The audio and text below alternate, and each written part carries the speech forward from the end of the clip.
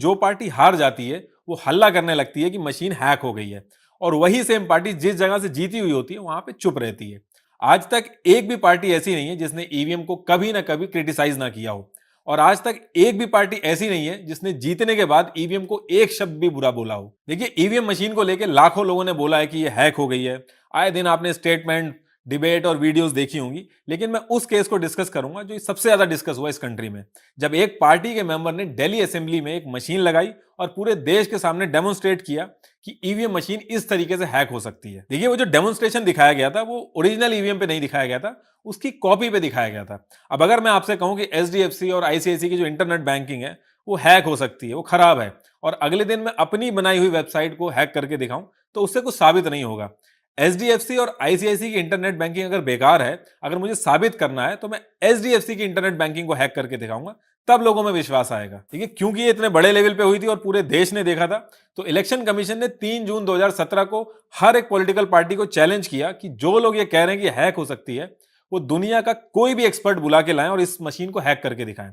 कोई भी पार्टी नहीं गई। अब पार्टियां गई क्यों नहीं, इसके पीछे भी रीजन था, क्योंकि अगर कोई पार्टी जाती और हैक नहीं कर पाती तो उसकी बहुत बदनामी होती, उसकी छवि खराब होती, उसका कई सालों तक मजाक उड़ता और वोटों का भी नुकसान होता। कुछ लोग ये भी तर्क देते हैं कि बाहर की कंट्रीज जब इसको यूज नहीं कर रही हैं, इसको रिजेक्ट कर रही हैं, तो हम लोग क्यों कर रहे हैं। देखिए, 31 कंट्रीज ऐसी हैं जिन्होंने ईवीएम का यूज किया है। हालांकि वहां का प्रोसेस इंडिया से बिल्कुल अलग है, लेकिन उसमें से भी 4 कंट्रीज ऐसी हैं जो उसको यूज करती हैं, 11 पार्शियली यूज करती हैं, और जिन कंट्रीज ने इनको बैन किया है उनके कोर्ट के ऑर्डर अगर आप पढ़ोगे तो उन्होंने कहा है कि लोगों को प्रोग्रामिंग लैंग्वेज नहीं आती।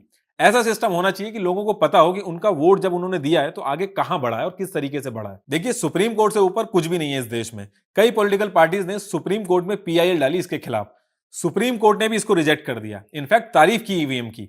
Amazon पे इसके चिप और सर्किट अवेलेबल हैं, कोई भी उनको उठा के प्रोटोटाइप बनाता है और वीडियो डाल देता है कि देखो हैक हो गई है।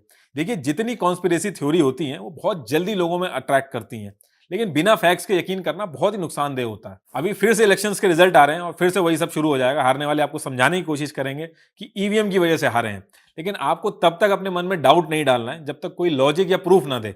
जो भी बोल रहा है कि ईवीएम हैक हो सकता है, उसको आपको यही बोलना है कि इलेक्शन कमीशन में चलो, वहां पे जाके इसको हैक करो, सबके सामने हैक करो और पूरे देश के हीरो बन जाओ।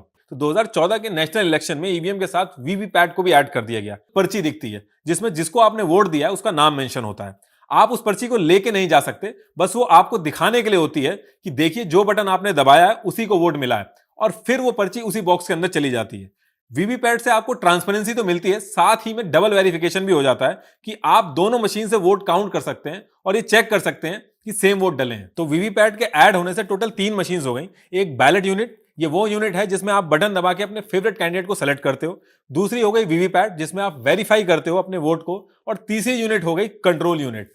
ये यूनिट वहां के ऑफिसर्स के पास होती है। इसके अंदर पूरी मशीन की प्रोग्रामिंग और डेटा रहता है। जब कोई वोट देने आता है तो ऑफिसर उधर से इस कंट्रोल यूनिट का बटन दबाता है, तब आपकी मशीन में ग्रीन लाइट जलती है और आप वोट डाल पाते हो। इसका यह भी फायदा है कि वोटर मौका देख के कई बार बटन दबा के अपनी फेवरेट पार्टी को 10-12 बार वोट ना कर दे। ये तीनों मशीन आपस में कनेक्टेड रहती हैं, इसके अलावा इसमें और कुछ कनेक्ट नहीं कर सकते। इसको स्टैंड अलोन इंडिपेंडेंट मशीन भी कहते हैं, क्योंकि इसमें ना कोई इंटरनेट, ना कोई वाईफाई और ना ही कोई फ्रीक्वेंसी रिसीवर होता है, ताकि कोई दूर से इसमें छेड़छाड़ ना कर सके।